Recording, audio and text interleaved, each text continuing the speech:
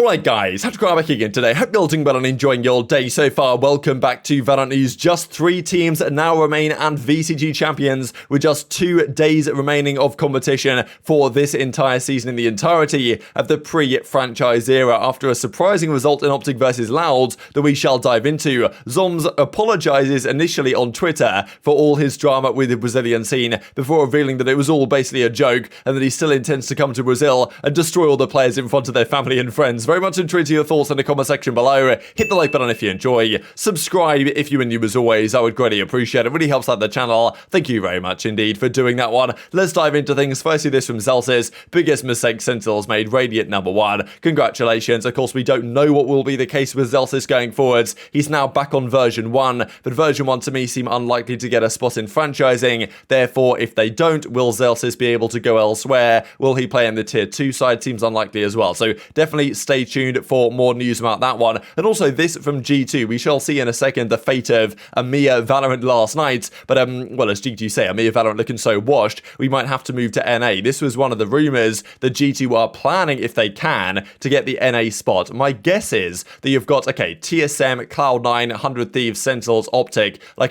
those probably are the 5 that should get a spot. Then there's maybe 2 more spots in North America for the franchise league, because there's going to be at least 3, I would say, from South America, Brazil, Latin America, Loud, Furia, Crew, whoever gets to the spot from there. So then there's only a couple more spots left available really in North America. You've still got the likes of NRG, the Guard, like all these organizations potentially throwing their hat in the ring, and maybe G2 want a spot there as well. We shall see on that one. Now let's dive into this OpTic versus Loud series. Firstly, I saw this about the kind of the pause, well, kind of crosshairs that they were joking around about here, esports. Now when I first saw this, I thought they were joking about the fact that OpTic, the kind of drama with Exit about the tech pauses, right? That OpTic's strategy is just to call the tech pauses so they can win. I guess what they're meaning here is because Loud's kind of well, emblem, right, is a play button effectively, so they're going to try and pause that. I guess is what they were guessing at, but maybe not. Who knows? Now this series was really interesting. It's probably about time that Loud had a result like this, right? Because the thing is, when you've won so many series in a row, as often they seemingly have, the OpTic guys up against Loud, they haven't won every single series, of course. I mean, back in Masters 1, there was a notable example when they lost in this same match, I believe, in the upper finals, before still winning the entire tournament and 3-0ing Loud in the grand finals. But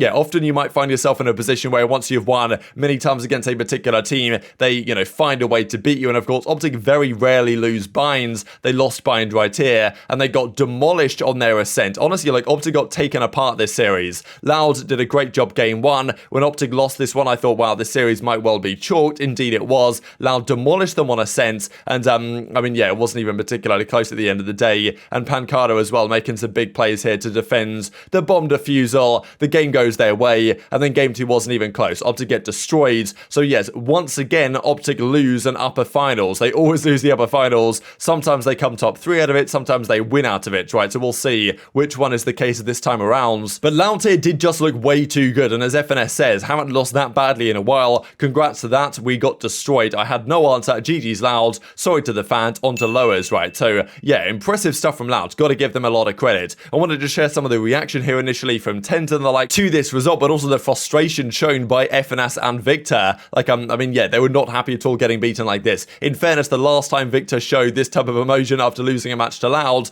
they went on to win the lower finals and win the grand finals back at Copenhagen. Will they repeat themselves? We shall see. Have the matchup of the miracle story of DRX looking to try and take them down, or we could have the champions of the first Masters versus the champions of the second Masters to try and go and play against that best team within Brazil.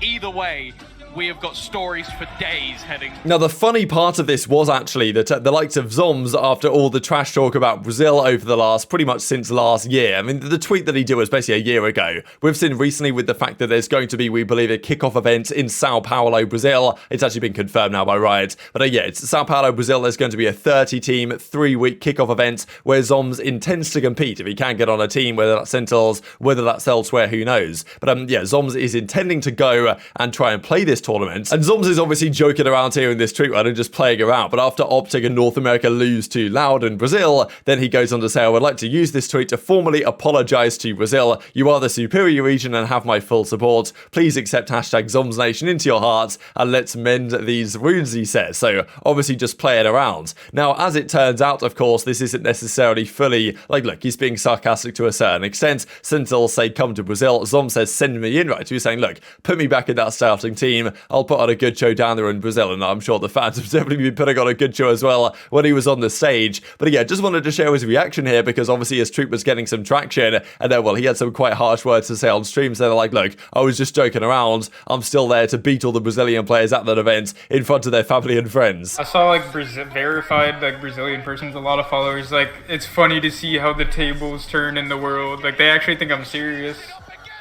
You hear me? You heard me? You hear me? If I was to go to Brazil, I would embarrass them on stage in front of their families. Whoa, whoa, whoa, whoa, whoa, whoa, whoa. What is happening? What just happened? I thought we were making friends. Yeah, this doesn't sound very friendly. And that was the Prime Gaming post-match highlights. Welcome back, everybody. I'm Youngsu, and I have Mimi, Boaster, and Saisho with me. As Tom Wait, said you at the end already of the have podcast, 4,000 we are heading likes? to Brazil, and Saisho, What? it's time to invest. This is taking the Brazilian community by storm. I realized. I have 605 replies already. So Zom's still not messing around, right? But yeah, what do you guys expect to see from Loud from now to the end of the tournament? Because I thought Loud were phenomenal in that series. I think that OpTic, you know, like if OpTic still make the grand finals, of course they've got a good chance to win. They did that last time back in Copenhagen. But yeah, honestly, they look kind of built different yesterday, Loud, and they seemingly have been preparing incredibly well. So, and that's the thing with OpTic, right, is that they don't have the time now to prepare for the Loud rematch, really. They have to obviously play DRX, and if they can win that, which is going to be a real challenge, then they have only one night, I suppose, to prepare for Loud anyway. So, going to be a difficult couple of days for them. And as Ye says, bringing back the tech pauses tomorrow, right, joking around about the XZ drama, that XZ said, oh wow, these guys were calling tech pauses to ice our momentum. And Ye's like, yeah, we need to bring that back tomorrow if we actually want to win again. So, that was a pretty funny statement from Ye as well. Now, before we dive into the 9-3 curse, we've got to talk FPX versus DRX. I thought DRX might win this one. Of course, I mean, yeah, I can't believe what these teams are called. We've got FPX, DRX, and like, imagine PaperX were here as well. But this was a fantastic game one. DRX eventually went up 12-11 and went on to win this map as well. And then game two,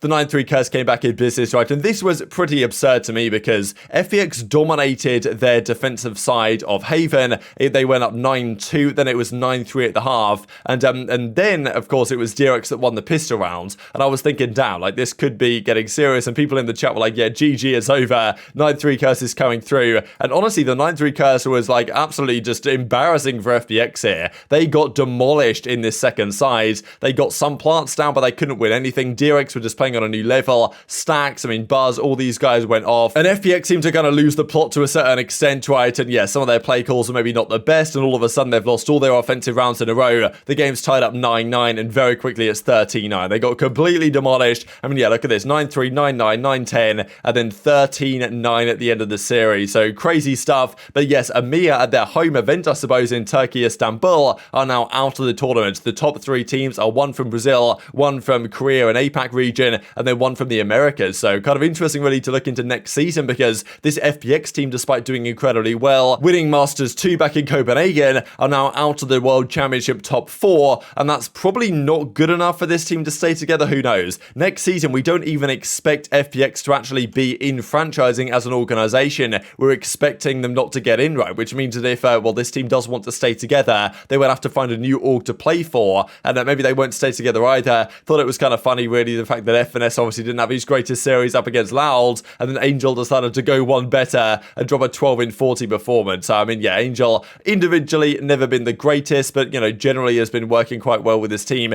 This series, obviously, when you lose, it doesn't look so good. Amir at Champs be like, and then just straight up piecing out of there, right? So what do you guys think for the rest of the tournament, and also for the future of that region? Will FPX stay together next year? If they do, they're probably going to have to play for a different org, and there's also players like the M3C guys, the likes of, you know, Nats and Chronicle and Redco and all these players that are now on the market as well in the EMEA or North American region. Who even knows what's going to happen there? So craziness, no doubt. We are only a couple of days away from getting some clearer answers on this, but this is the way the bracket bracket goes. 3 teams remain, 2 of which, of course, are OpTic and dRx in the lower finals for today. The winner shall play Loud in the grand finals. Loud will be favourites, I think, no matter what, because they haven't even lost a map so far in the entirety of their kind of run, and they beat dRx 2-0 in their upper semi-finals, beat OpTic 2-0 in the upper finals, and will play one of those 2 teams again in the grand final. And yeah, either way, they're going to be favourites, right? But that dRx series, that could have definitely gone either way, especially with one of the maps that dRx lost there. But OpTic dRx, right? Who do you think is going to win this one?